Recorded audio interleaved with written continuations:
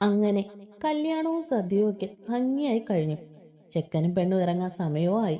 She നോക്കുമ്പോൾ മിച്ചു ക്യാമറാമാനോട് കാര്യമായി എന്തൊക്കെയോ സംസാരിക്കുന്നുണ്ട്. അടുത്തത് എന്ത് പണിയാണാവോ? അപ്പോഴേക്കും മിച്ചു ശ്രീയുടെ അടുത്തേക്ക് വന്നു. ഇങ്ങനെ നിൽക്കാതെ ഇങ്ങോട്ട് വാ ചെക്ക. മിച്ചു ശ്രീയെ വലിച്ചുകൊണ്ട് പുറത്തേക്ക് പോയി. പുറത്ത് തറവാട്ടിലെ എല്ലാവരും നിൽപ്പുണ്ടായിരുന്നു. ഷീയും മിച്ചു അവരുടെ അടുത്തേക്ക് വന്നു. മിച്ചു ക്യാമറാമാനെ കണ്ണുകൊണ്ട് സിഗ്നൽ കൊടുത്തു. അയാൾ കാര്യം മനസ്സിലായ പോലെ തല കുലുക്കി എല്ലാം സമ്മതിച്ചു. പെട്ടെന്നാണ് ഒരു അവിഞ്ഞ സൗണ്ട് എല്ലാവരും കേട്ടത്. അത് വേറെ ആരുമല്ല, നമ്മുടെ മിച്ചു തന്നെയാണ്. മിച്ചു ഉറക്കെ കരയുകയാണ്. എല്ലാവരും ഇവർക്ക് എന്ത് പറ്റിയെന്ന് ഓർത്ത് നിൽക്കുവാണ്. മിച്ചു ചെന്ന് കൃഷ്ണനെ കെട്ടിപ്പിടിച്ചു. എനിക്ക് പോവണ്ട അച്ചു. അയ്യോ, എന്നെ പറഞ്ഞു വിടല്ലേ അച്ചു. എനിക്ക് എന്റെ അച്ഛനെ വിട്ടു പോവണ്ട. എല്ലാവരും അന്തം വിട്ട് നിൽക്കുവാണ്. മിച്ചു ഭദ്രയുടെ അടുത്തേക്ക് പോയി. ഇനി എന്റെ അമ്മക്കിളിക്ക് അടികൂടെ ആരുണ്ട്? അയ്യോ അയ്യോ. മിച്ചു നെഞ്ചടിച്ച് കലക്കാൻ തുടങ്ങി. ഡാ വേദ്, അവളോട് പതുക്കെ അടിക്കാൻ പറയടാ. ഇനി ആവശ്യമുള്ളത് അതൊക്കെ. വേദ് ശ്രീയെ അടിമുടിയൊന്ന് നോക്കി. ശ്രീ നന്നായി അങ്ങ് വിളിച്ചു. മിച്ചു ഇതേ സമയം ഓരോരുത്തരുടെ അടുത്ത് നിന്ന് പദം പറഞ്ഞ് കരഞ്ഞുകൊണ്ടിരുന്നു. അങ്ങനെ വേദിന്റെ ഊഴായി. ചേട്ടാ, എന്നെ പറഞ്ഞയക്കല്ലേ ചേട്ടാ. ഞാൻ നിന്നെ ഒരുപാട് മിസ് ചെയ്യും ചേട്ടാ. എന്തോന്ന് പ്രഹസനാണ് മിച്ചു ഇത്. മിച്ചു കണ്ണൊക്കെ തുടച്ച് അവനെ നോക്കി ഒന്ന് ഇളിച്ചു. ഓവറായോ? ഏയ്, കറക്റ്റ് പാകമായിരുന്നു. അഞ്ഞു പോടാപ്പ, ഇതൊക്കെ നാട്ടുകടപ്പ. ക്യാമറ ചേട്ടാ, എല്ലാം കിട്ടിയില്ലേ? ഓ പെങ്ങളെ, ഇനി മതി, താങ്ങൂല. നീ ഇങ്ങ് വന്നേ. ഷെയ് മിച്ചുവിനെ വലിച്ചോണ്ട് പോയി കാറിൽ കയറി. നന്ദു ഡ്രൈവിംഗ് സീറ്റിലും കുട്ടു കോ ഡ്രൈവിംഗ് സീറ്റിലും കയറിയിരുന്നു. സ്ത്രീകളെല്ലാം ആദ്യം തന്നെ തറവാട്ടിലേക്ക് തിരിച്ചു. ഇറങ്ങാനുള്ള സമയമായപ്പോ നന്ദു വണ്ടിയെടുത്തു. തൊട്ടുപുറകെ ബാക്കിയുള്ളവരും തിരിച്ചു. ഇതേ സമയം ശ്രീമംഗലത്ത് ലിഞ്ചു വളരെ പ്രതീക്ഷയോടെ ഔട്ട് ഹൗസിൽ ഇരിക്കുകയാണ്.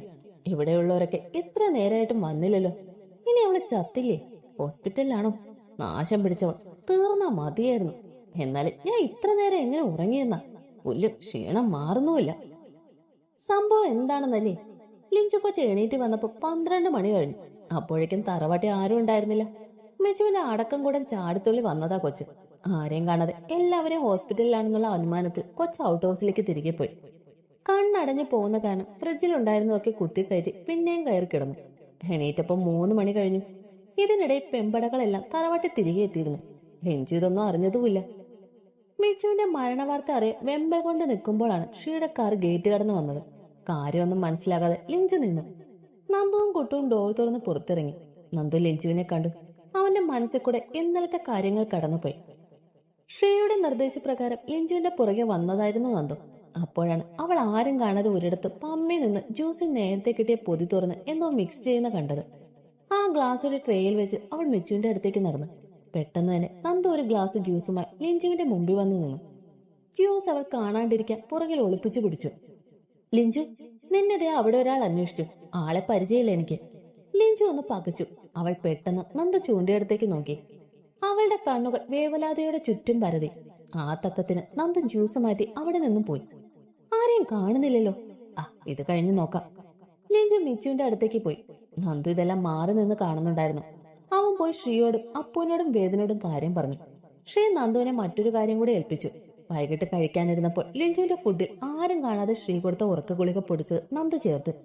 ഹെൽത്തിന് ദോഷം വരാത്ത വിധം അത്യാവശ്യം നല്ല ഡോസിൽ തന്നെ ഉറക്ക ഗുളിക അവളുടെ ഫുഡിൽ ചേർത്തു. ലിഞ്ചു അത് മൊത്തവും കഴിച്ച് ഔട്ട് ഹൗസിലേക്ക് പോയി. നമ്മുടെ ചേട്ടന്മാരുടെ ചുണ്ടിൽ ഒരു പുഞ്ചിരിയും വിരിഞ്ഞു. നന്ദു ലിഞ്ചുവിനെ നോക്കിയൊന്ന് ചിരിച്ചു.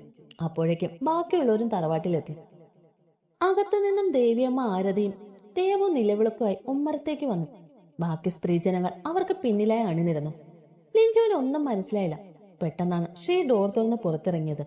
ഷീയുടെ വേഷവും അവന്റെ കയ്യിലെ വരണമാലയും കണ്ട് ലിഞ്ചു പകച്ചു നിന്നു. ഷീ വന്ന് മിച്ചുവിന്റെ ഭാഗത്തെ ഡോർ തുറന്നു. ഷീ മിച്ചുവിനെ കൈ പിടിച്ച് കാറിൽ നിന്ന് ഇറക്കി. ലിഞ്ചുവിന്റെ ഉള്ളിൽ ഒരു വെള്ളിടി വെട്ടി. ഷീ മിച്ചുവിനെ ചേർത്ത് പിടിച്ചു. ലിഞ്ചുവിന്റെ കണ്ണ് മിച്ചുവിന്റെ കഴുത്തിൽ കിടക്കുന്ന താലിയിലേക്കും അവളുടെ നെറുകയിലെ സിന്ദൂരത്തിലേക്കും പോയി. അവളുടെ കണ്ണിൽ പക ആളി. ലിഞ്ചു ദേഷ്യം കൊണ്ട് വിറച്ചു. അവൾ ഔട്ട് ഹൗസിലേക്ക് തിരികെ പോയി. ഇത് കണ്ട നമ്മുടെ ചേട്ടമ്മ അവൾ പോകുന്നത് നോക്കി പുച്ഛിച്ച് ചിരിച്ചു. ഷീ മിച്ചുവിനെ ചേർത്ത് പിടിച്ച് ഉമ്മറത്തേക്ക് വന്നു. ദേവിയമ്മ അവരെ ആരതി ഒഴിഞ്ഞ് സ്വീകരിച്ചു. ദേവു മിച്ചുവിനെ വിളക്കും കൊടുത്തു. അങ്ങനെ മിച്ചു ശ്രീമംഗലത്തെ മരുമകളായി ശ്രീദേവിന്റെ ഭാര്യയെ വലതുകാൽ വെച്ച് കയറി. രണ്ടുപേരും പൂജാമുറി ചെന്ന് പ്രാർത്ഥിച്ചു. ശേഷം രണ്ടുപേരെ സോഫയെ കൊണ്ടിരുത്തി. അവർക്ക് മധുരവും കൊടുത്തു. ബന്ധുക്കളൊക്കെ വന്ന് അവരെ ആശീർവദിച്ചു. ഷീക്കുട്ട, മിച്ചൂട്ടെ കൊണ്ട് റൂമിലേക്ക് പോയിക്കോ. രണ്ടുപേരും ഒന്ന് ഫ്രഷായി റെസ്റ്റ് എടുക്ക്. ശ്രീ എല്ലാവരോടും പറഞ്ഞ് മിച്ചുവിനെയും കൊണ്ട് അവന്റെ മുറിയിലേക്ക് പോയി. അവൾ അകത്ത് കയറി മുറി മൊത്തം ഒന്ന് നോക്കി. ഇതുവരെ ഇല്ലാത്ത സൗന്ദര്യം ആ മുറിക്കുള്ളതായി അവൾക്ക് തോന്നി. പുറകെ ഡോർ ലോക്ക് ചെയ്യുന്ന സൗണ്ട് കേട്ടാണ് മിച്ചു തിരിഞ്ഞു നോക്കിയത്. അവിടെ ഡോറിൽ ചാരി ഒരു കുസൃതി ചിരിയോടെ നമ്മുടെ ശ്രീ നിൽപ്പുണ്ടായിരുന്നു. ആ ചിരിയിൽ എന്തോ വശപ്പിച്ചക്കുണ്ടല്ലോ. തോന്നിയതായിരിക്കും മിച്ചുവിന്റെ ആത്മ. ശ്രീ പതിയെ മുമ്പോട്ട് വന്നു. അവന്റെ മുഖത്തെ ഭാവം കണ്ട് മിച്ചുവിന്റെ ഉള്ളിൽ അപായമണി മുഴങ്ങി. ജാങ്കോ, നീ അറിഞ്ഞ ഞാൻ പെട്ടു. മിച്ചുവിന്റെ ആത്മ വീണ്ടും. ശ്രീ അവളുടെ അടുത്ത് വന്ന് അവളുടെ കൈ പിടിച്ച് വലിച്ച് നെഞ്ചിലേക്കിട്ടു. ശ്രീയുടെ കൈകൾ അവളെ വരിഞ്ഞു മുറുകി. അവരുടെ കണ്ണുകൾ തമ്മിൽ കൊരുത്തു. അവന്റെ കണ്ണുകളിലെ പ്രണയത്തിൽ അലിഞ്ഞില്ലാതാകുന്നതായി മിച്ചുവിന് തോന്നി. മിത്ര, ഞാൻ ഇന്ന് എത്രമാത്രം ഹാപ്പിയാണെന്ന് നിനക്കറിയോ? എന്റെ പേര് കൊത്തി ഈ താലി നിന്റെ മാറോട് ചേർന്ന് കിടക്കുന്ന കാണാൻ ഞാൻ ഒരുപാട് കൊതിച്ചിട്ടുണ്ട്. ഇന്നിത് നടന്നു. I am very very happy. അവന്റെ സന്തോഷം എത്രമാത്രമാണെന്ന് അവന്റെ വാക്കുകളിലൂടെ അവൾക്ക് മനസ്സിലായി. മിച്ചുവിന്റെ ഉള്ള സന്തോഷത്താൽ തുടി കൊട്ടി. അവളുടെ മുഖത്തേക്ക് രക്തം ഇരച്ചു കയറി. ചുവന്ന് തൊടുത്തല്ലോ പെണ്ണ്, നീ എന്നെ കൊണ്ട് ഫസ്റ്റ് ഡേ ആഘോഷിപ്പിക്കൂ. മിച്ചു കുറുമ്പോടെ അവനെ തള്ളി മാറ്റി. ശ്രീ അവളെ ഒന്നുകൂടെ ചേർത്ത് പിടിച്ച് അവളുടെ നെറുകയിൽ ചുംബിച്ചു. അവന്റെ ചുണ്ടുകൾ അവളുടെ കണ്ണുകൾക്ക് മീതെ പതിഞ്ഞു. അവിടെ നിന്ന് അവന്റെ ചുണ്ടുകൾ അവളുടെ കവിളിലേക്ക് ഇഴഞ്ഞിറങ്ങി. മിച്ചുവിന്റെ കവിളിലും ശ്രീയുടെ ചുണ്ടുകൾ പതിഞ്ഞു. അവന്റെ നാവ് അവളുടെ താടിക്കുഴിയുടെ ആഴം അളന്നു. അവന്റെ ചുണ്ടുകൾ മിച്ചുവിന്റെ വിറയാർന്ന ചുണ്ടുകൾ ലക്ഷ്യം വെച്ച് നീങ്ങി. പെട്ടെന്നാണ് വാതിലിൽ ഒരു മുട്ട് കേട്ടത്. ശ്രീ നിരാശയോടെ മിച്ചുവിൽ നിന്നും അകന്നു മാറി. ബാക്കി രാത്രിയിലാകാട്ടോ. ശ്രീ മിച്ചുവിന്റെ കവിളിലൊന്ന് തട്ടി ഡോർ തുറന്നു.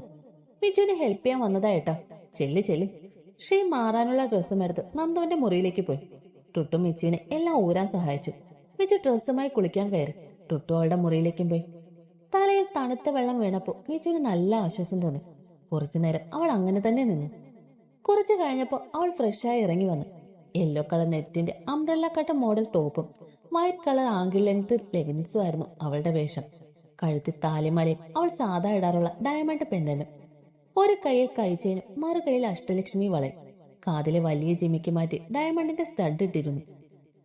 കാലിലെ വലിയ പാദസരവും മാറ്റി അവൾ ഉപയോഗിച്ചുകൊണ്ടിരുന്ന സ്വർണത്തിന്റെ ചെയിനിൽ പേഴ്സ് ആങ്ങ് ചെയ്ത പാദസരവും ഇട്ടു.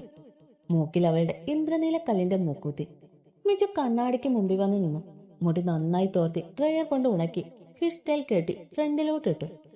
കണ്ണെഴുതി നെറ്റിയിൽ ചെറിയ വെള്ളക്കല്ലിന്റെ പൊട്ടും തൊട്ടു. സിന്ദൂരച്ചെപ്പിൽ നിന്ന് അല്പം സിന്ദൂരെടുത്ത് നെറുകയിൽ ചാർത്തി. കൊള്ളാലോ. മിച്ചു സ്വയം നോക്കി നിർവൃതി അടഞ്ഞു.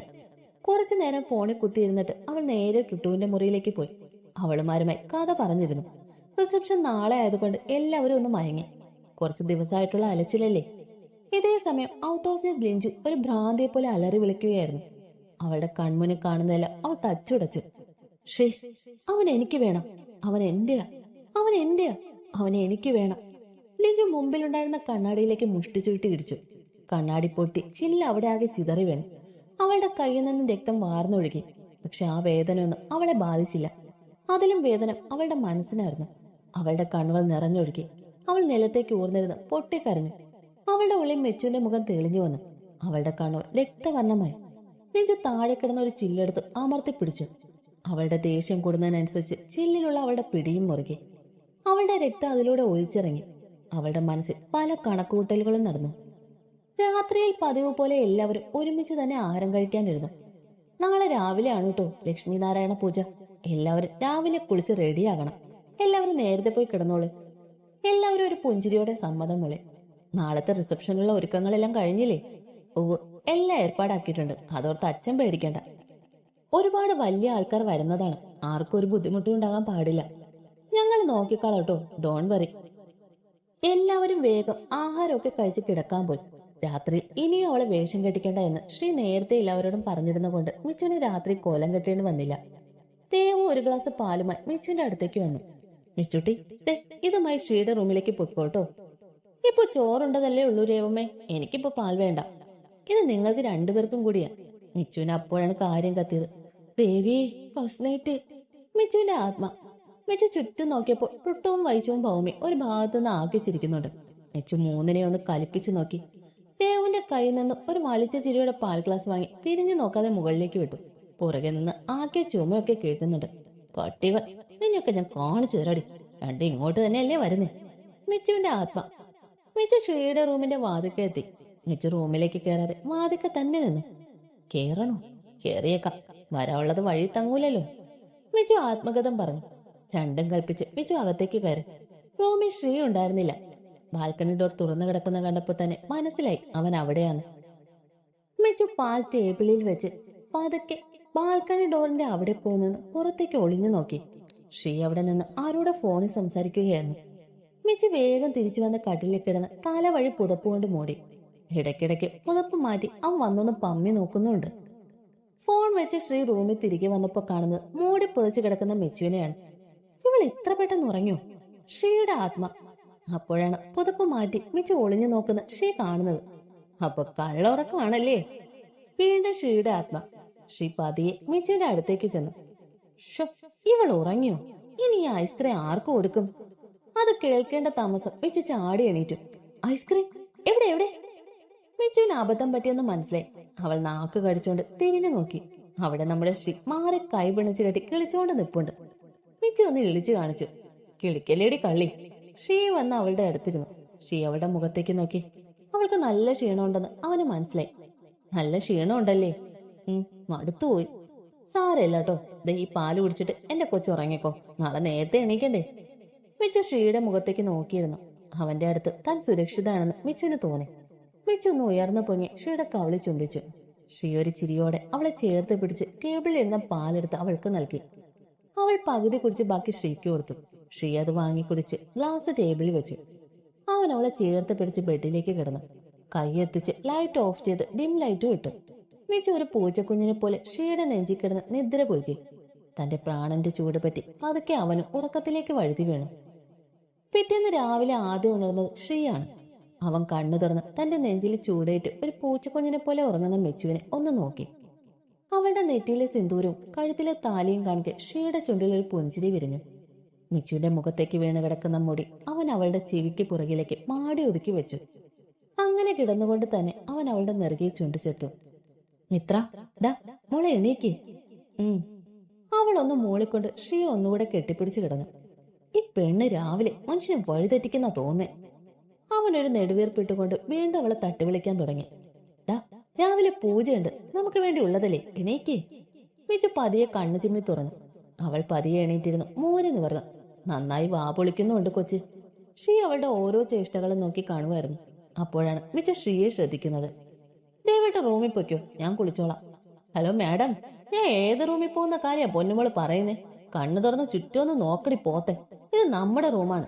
ഇന്നലെ ഞാൻ നിന്നെ കെട്ടിയായിരുന്നു, അവധിക്ക് ഓർമ്മയുണ്ടോ ആവോ? ശ്രീ മിച്ചുവിന്റെ തലക്കിട്ടൊന്ന് കൊട്ടിക്കൊണ്ട് പറഞ്ഞു. പാവം നമ്മുടെ മിച്ചു. ശ്രീയുടെ കയ്യിൽ നിന്ന് തലക്കിട്ടൊന്ന് കിട്ടിയപ്പോഴാണ് കൊച്ചു ബോധമണ്ഡലത്തിലേക്ക് തിരിച്ചു വന്നത്. അവൾ ഒരു വളിച്ച ചിരിയോടെ ശ്രീയെ ഒന്ന് നോക്കി. സോറി, ഞാൻ മറന്നുപോയി. ഓ, പോയി വേഗം ഫ്രഷ് ആയിക്കേ, എന്നിട്ട് വേണം എനിക്ക് ഫ്രഷ് ആകാൻ. ഞാനിപ്പോ ഫ്രഷായി വരാട്ടോ. മിച്ചു വേഗം ബെഡിൽ നിന്ന് ചാടി ഇറങ്ങി. അവളുടെ പെട്ടി തുറന്ന് ഒരു ധാവണി എടുത്തു. ശ്രീ അവളുടെ ഓരോ പ്രവൃത്തികളും നോക്കിക്കാണുകയായിരുന്നു. പെട്ടെന്നാണ് ശ്രീ ഒരു കാര്യം ഓർത്തത്. അവൻ വേഗം ബെഡിൽ നിന്നിറങ്ങി കബോർഡിന്റെ ഭാഗത്തേക്ക് പോയി. ശ്രീ കബോർഡ് തുറന്ന് ഒരു കവർ കയ്യിലെടുത്തു. മിത്ര, നീ ഇന്ന് ഇത് കൊടുത്താൽ മതി കേട്ടോ. ഇതെന്നതാ, തുറന്നു നോക്ക്. മിച്ചു ശ്രീയുടെ കയ്യിൽ നിന്ന് ആ കവർ വാങ്ങി തുറന്നു നോക്കി. അതിനുള്ളിലെ സാധനം കണ്ട് മിച്ചുവിന്റെ കണ്ണുകൾ വിടർന്നു. ശ്രീയുടെ ചുണ്ടിൽ ഒരു കുസൃതിച്ചിരി ഉണ്ടായിരുന്നു. ഏട്ടാ, ഇതെങ്ങനെ? അന്ന് ആദ്യമായി എന്റെ ഈ പാവക്കുട്ടിയെ ഞാൻ കണ്ടപ്പോ നീ ഈ സാരി നോക്കി നിൽക്കുമായിരുന്നു. അപ്പോഴത്തെ ഒരു കൗതുകത്തിന് വാങ്ങി വെച്ചയാ. എനിക്കിത് കണ്ടപ്പോ തന്നെ ഒരുപാട് ഇഷ്ടമായിരുന്നു. അന്ന് ഞാൻ കാർഡ് എടുക്കാൻ മറന്നുപോയി, അതാ വാങ്ങാണ്ട് തിരിച്ചുപോയി. എന്തായാലും എനിക്ക് ഒരുപാട് ഇഷ്ടായി. താങ്ക്സ് ഏട്ടാ. ശ്രീ പെട്ടെന്ന് മിച്ചുവിന്റെ ചുണ്ടുകൾക്ക് മീതെ വിരൽ വെച്ചു. നമുക്കിടയിൽ താങ്ക്സും സോറിയും ഒന്നും വേണ്ട. നീ എന്റെ അവകാശമാണ്, ഞാൻ നിന്റെ എന്നൊന്നും ഇല്ല. എല്ലാം നമ്മുടെയാണ്. പറഞ്ഞത് മനസ്സിലായോ എന്റെ മിത്രക്കുട്ടിക്ക്? ഓ സർ. എന്നാ മോള് പോയി വേഗം ഫ്രഷായി വാ, ഞാൻ റെഡിയാക്കി തരാം. ഓക്കെ. മിച്ചു ഫ്രഷ് ആകാൻ പോയി. അല്പസമയത്തിനുള്ളിൽ അവൾ ഫ്രഷായും വന്നു. അണ്ടർസ്കർട്ടും ബ്ലൗസും ഒക്കെ ഇട്ടാണ് കൊച്ചിറങ്ങി വന്നത്. നനഞ്ഞ മുടി തോർത്തുകൊണ്ട് ചുറ്റിക്കെട്ടി വെച്ചിട്ടുണ്ട്. മുഖത്തും കഴുത്തിലും ഒക്കെ വെള്ളത്തുള്ളികൾ പറ്റിപ്പിടിച്ചിരിപ്പുണ്ട്. ശ്രീ അവളെ കണ്ണും വയ്ക്കാതെ നോക്കി നിന്നു. ഒരു നിമിഷം അവന് സ്വയം നഷ്ടപ്പെടുന്നതായി തോന്നി. ശ്രീ പതിയെ മിച്ചുവിന്റെ അടുത്തേക്ക് ചുവട് വെച്ചു. അവൻ അടുത്ത് വരുന്നതിനനുസരിച്ച് മിച്ചുവിന്റെ ഹൃദയമെടുപ്പ് ഉയർന്നുകൊണ്ടിരുന്നു. ശ്രീ മിച്ചുവിന്റെ അടുത്ത് വന്ന് അവളുടെ മുഖം കൈക്കുമ്പിളിലെടുത്തു. ഇങ്ങനെ കാണാൻ നല്ല ചന്താണ് കേട്ടോ മിത്രക്കുട്ടി, കടിച്ചു തിന്നാൻ തോന്നുക. ശ്രീയുടെ വാക്കുകൾ മിച്ചുവിനെ തരളിതയാക്കി. അവളുടെ മുഖം കുങ്കുമ നിറമാർന്നു. മിത്ര, ഡി ചുമ്മാ പ്രലോഭിപ്പിക്കാതെ. നീ ഇങ്ങനെ നിന്ന ഇന്ന് നമ്മൾ പൂജയ്ക്ക് പോവില്ല. മിച്ചു അവന്റെ ഭാവം കണ്ട് കുണിഞ്ഞു ചിരിച്ചു. ഷീ അവളിൽ നിന്ന് നോട്ടം മാറ്റി സാരി കൈകളിലെടുത്തു. സാരിയുടെ ഒരു ഭാഗം അവളുടെ ഇടുപ്പിൽ തിരികെ. അവന്റെ സ്പർശം അറിഞ്ഞപ്പോൾ അവളുടെ മുഖത്തെ ചിരി താനേ മാഞ്ഞു. പകരം പ്രണയത്തിന്റെ മറ്റൊരു ഭാവം അവളിൽ നിറഞ്ഞു. സാരി ചുറ്റി മുന്താണി ഷോൾഡറിൽ പിൻ ചെയ്തു വെച്ചു. പതിയെ അവൻ അവളുടെ പുറകെ വന്നു നിന്ന് അവളോട് ചേർന്ന് നിന്നു. രണ്ടുപേരുടെ ഉള്ളിൽ വികാരത്തിന്റെ വേലിയേറ്റമുണ്ടായി. ഷീ അവളുടെ കൈകൾക്കിടയിലൂടെ കൈകൾ കടത്തി ഞൊറിവെടുത്തു. അവന്റെ കൈകൾ അവളുടെ ഇടുപ്പിൽ തൊട്ടുരുമുന്നുണ്ടായിരുന്നു. അവളിലുണ്ടാകുന്ന മാറ്റങ്ങൾ അവന് മനസ്സിലായി. ഷീ അതെല്ലാം ആസ്വദിക്കുകയായിരുന്നു. ഞൊറിഞ്ഞെടുത്ത സാരി അരയിൽ കുത്താൻ പോയപ്പോഴേക്കും മിച്ചു അവന്റെ കൈക്ക് പിടിച്ചു. ഞാൻ കുത്തിക്കൊള്ളാം. എന്റെ കൊച്ചു ബുദ്ധിമുട്ടുണ്ട് കേട്ടോ. ഇത്രയൊക്കെ ചെയ്യാമെങ്കിൽ ഇത് ഞാൻ തന്നെ ചെയ്യും. ഷീ ഒരു കള്ളച്ചിരിയോടെ മിച്ചുവിനെ നോക്കി.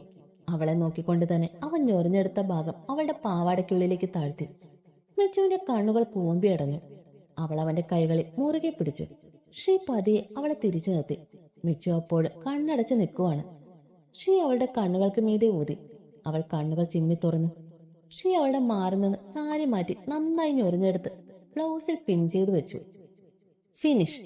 മിച്ചു കണ്ണാടിയിലേക്ക് നോക്കി. ഭംഗിയായി ഷീ അവളെ സാരി ഉടുപ്പിച്ചിരുന്നു. കൊള്ളാലോ ഭർത്തു, ഇതൊക്കെ എങ്ങനെ പഠിച്ചു? സത്യം പറഞ്ഞോ? എന്റെ പൊന്നോ, പണ്ട് സ്കൂളിൽ പഠിക്കുമ്പോ നാടകത്തിന് നന്ദൂനെ ഉടുപ്പിക്കാൻ അമ്മയുടെ അടുത്തുനിന്ന് പഠിച്ചേ. അതേതായാലും നന്നായി. ദേ സമയം പോണം. എന്റെ മോൻ വേഗം പോയി കുളിച്ച് ഡ്രസ്സൊക്കെ ഞാൻ എടുത്തു വെക്കാം. ശരിയടി പൊണ്ടാട്ടി, ഞാൻ ഇപ്പൊ വരാം. ഷീ മിച്ചുവിന്റെ തലയിൽ തോർത്തഴിച്ചുകൊണ്ട് ബാത്റൂമിലേക്ക് പോയി. മിച്ചു മുടിയൊക്കെ ഉണക്കി കുളിപ്പിന്നലിട്ട് വിടർത്തിയിട്ടു. കണ്ണ് വാലിട്ടെഴുതി. നെറ്റിയിൽ ഒരു കുഞ്ഞു കല്ല് പൊട്ട്. നെറുകയിൽ സിന്ദൂരട എടുക്കുമ്പോഴാണ് ഷീ ഫ്രഷായി വന്നത്. അവൻ അവളുടെ അടുത്ത് വന്ന് സിന്ദൂരച്ചെപ്പിൽ നിന്ന് അല്പം കുങ്കുമം എടുത്ത് അവളുടെ നെറുകയിൽ ചാർത്തി. അതോടൊപ്പം അവന്റെ ചുണ്ടുകളും അവിടെ പതിഞ്ഞു. മിച്ചു ഷീയെ നോക്കി ഒന്ന് ചിരിച്ചു. അവന് മാറാനുള്ള ഡ്രസ്സ് എടുത്തു കൊടുത്തു. രണ്ടുപേരും പെട്ടെന്ന് തന്നെ റെഡിയായി താഴേക്ക് പോയി. അധികം വൈകാതെ തന്നെ പൂജ ആരംഭിച്ചു. എല്ലാവരും ഭക്തിപൂർവ്വം പൂജയിൽ പങ്കുകൊണ്ടു. പൂജ കഴിഞ്ഞ ശേഷം ദേവിയമ്മയുടെ നിർദ്ദേശപ്രകാരം ഷീയും മിച്ചും കുടുംബക്ഷേത്രത്തിലേക്ക് പോയി. ക്ഷേത്രത്തിൽ നിന്ന് തിരികെ എത്തിയ എല്ലാവരും ഒരുമിച്ചിരുന്ന് ഫുഡൊക്കെ കഴിച്ചു. പിന്നെ അങ്ങോട്ട് എല്ലാവരും റിസപ്ഷനുള്ള ഓട്ടത്തിലായിരുന്നു. ഇതിനിടയ്ക്ക് ഷീ ടുട്ടുവിനെ എന്തൊക്കെയോ പറഞ്ഞേൽപ്പിച്ചു. അത് കഴിഞ്ഞ പിന്നെ ടുട്ടു മിച്ചുവിനെ വിടാതെ പിടിച്ചിട്ടുണ്ട്. എന്താവോ കാര്യം കണ്ടറിയാം.